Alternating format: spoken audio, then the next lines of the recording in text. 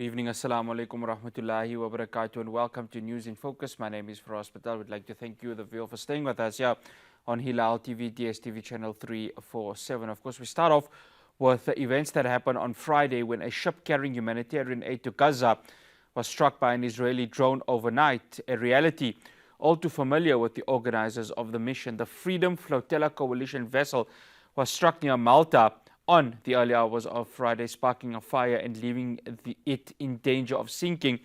It had been carrying 30 people from 21 different countries, but all members of the crew were confirmed to be safe. Joining me now from London is Huseiyin Disli, who is a lawyer representing the Freedom Flotilla. Hussein, assalamu alaikum wa rahmatullahi wa barakatuh, and jazakallah, shukran so much for joining us.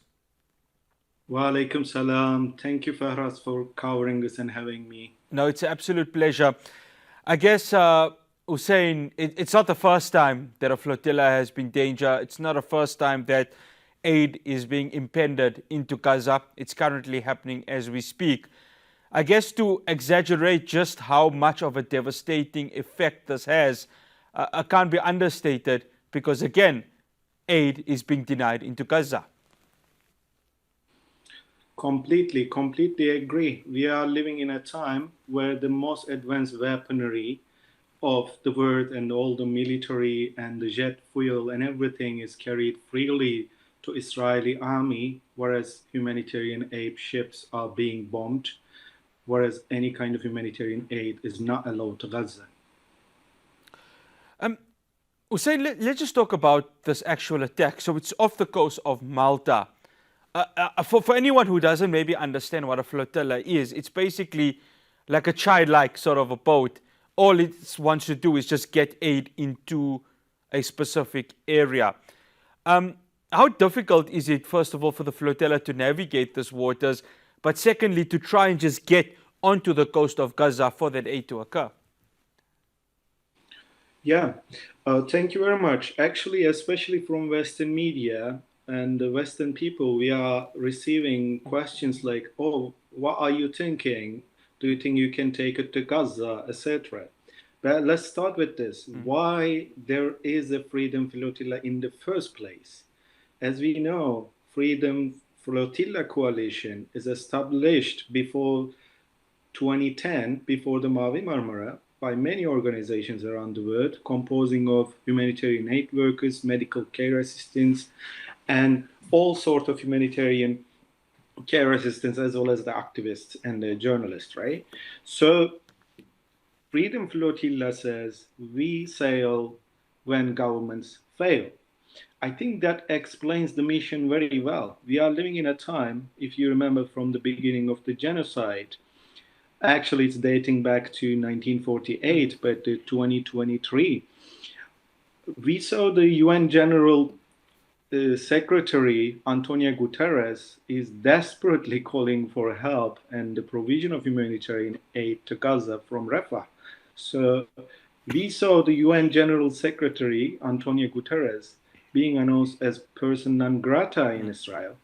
We see no drop of humanitarian aid is entering Gaza from the 2nd of March, and that brought, according to IPC standards, which actually measure the starvation, is IPC 5, which is the highest level, which is equal to starvation as a method of warfare. That is obviously and very publicly announced by Israel as a campaign to gain a military advantage, right?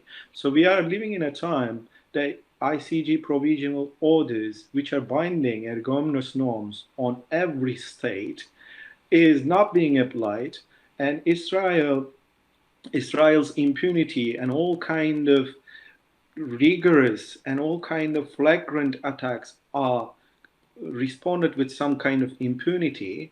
So when states are not fulfilling their obligations, of course, the civil society are trying to do what they don't do. The whole point and the motive of Freedom Flotilla is actually situated in this very moral and legal vacuum.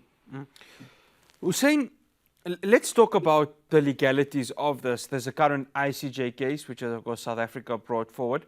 There's also the ICC warrants of arrest for Benjamin Netanyahu and Yoav Gallant.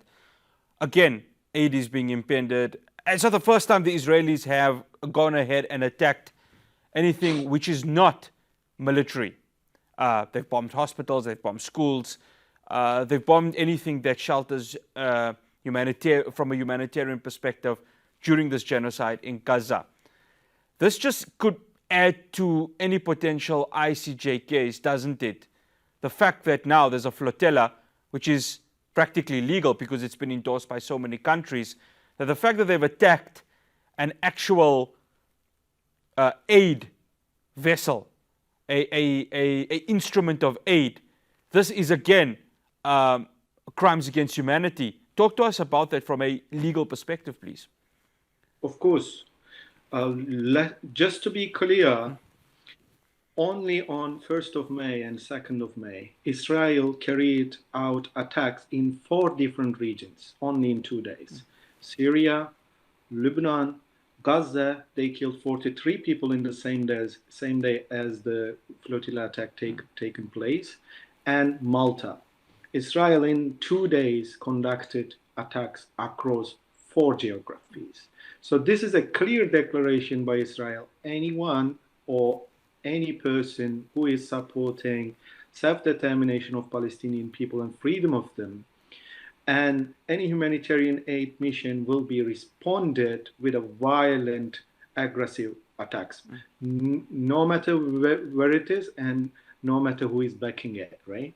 So I think on the point that Freedom Flotilla being or might be part of the ICJ or ICC procedure, my opinion as a lawyer is it was long ago should have been part of these procedures, because from last year, April, when the Guinea-Bissau withdrew its flag, because basically submitting themselves to Israeli and U.S. pressures, that the next day the UN experts, special reporters, around 12 of them made an announcement that unimpeded and unhindered aid is a legal obligation, and Freedom Flotilla has a safe passage. So actually violating this IHL terms and ICJ provisional measures against the flotilla's mission is also violation of the very erga omnes binding norms.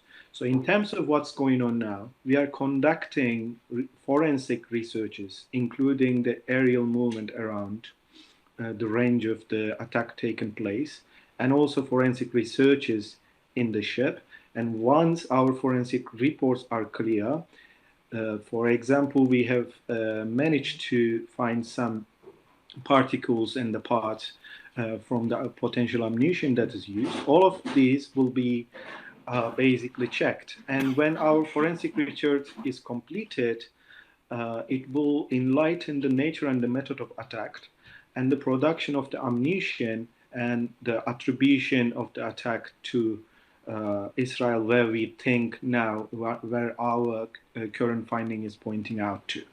So from the beginning, impeding or hindering the flotilla's mission was against the ICJ provision measures. And we have been in contact with some state officials, including South Africa, when we were, as two councils, actually all of the legal councils of legal flotilla were in the Global Anti-Apartheid Conference last year in Johannesburg.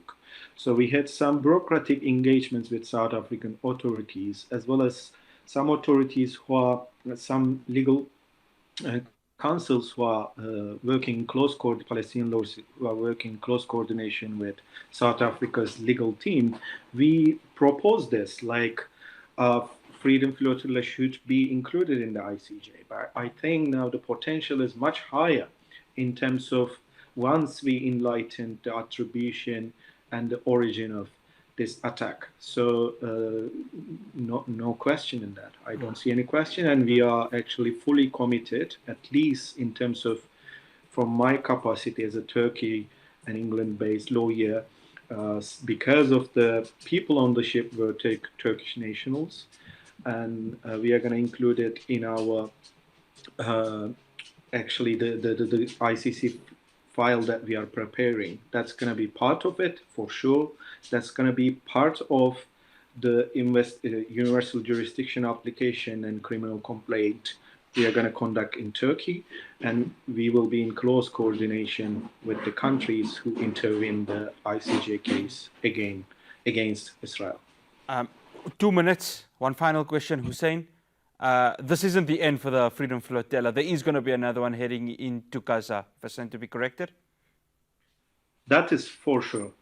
Freedom Flotilla is committed. That's not the first obstacle that we face. I can't tell you how many. It's a novel story from 2024 March. So we face every kind of bureaucratic kind of warfare by Israel on us, including undercovers trying to looking like helping us in terms of flag finding. So they called after Guinea-Bissau, we threw the flag. Our biggest passenger ship, Mediterranean, couldn't actually take part in the mission because of the flag issues, insurance issues, and all the bureaucratic problems. But we didn't stop. We, with other boats and this conscious ship, actually were committed to conduct a mission with these ships. And our Anadolu ship, which is a cargo ship, has a capacity of more than 6,000 tons of humanitarian aid. We're shuttling from Turkey and wherever humanitarian aid is coming to Irish ports and trying to take the humanitarian aid inside, but there are problems, as you know. So this is not the end, because we are very used to Israeli aggression. Just this time it was obvious and physical, and we are in a conversation now and negotiations now with Malta authorities after yesterday's sort of sympathetic announcement and statements by Maltese Prime Minister. So we have prepared our MOU and we are talking on the terms and conditions.